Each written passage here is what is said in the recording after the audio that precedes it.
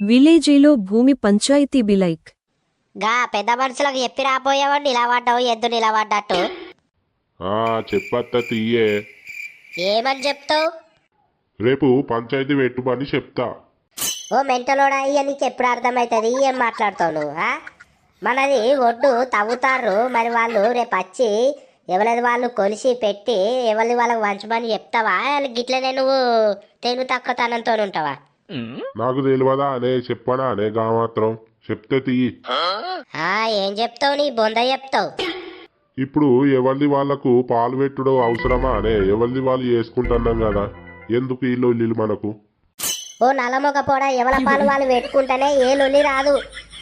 ఎవరిది వాళ్ళు చేసుకుంటున్నాము అని అంటే గట్లనే ఒడ్లు తాగుకుంటా పోతారు. రాను రాను మన దాన్ని కూడా వాళ్ళే చేసుకుంటారు. ఇక మనకు గిట్లనే ఉందంతి. అబ్బో, తమ్ముని మీద బాగానే ప్రేమ ఉన్నది. మరి తమ్మునికి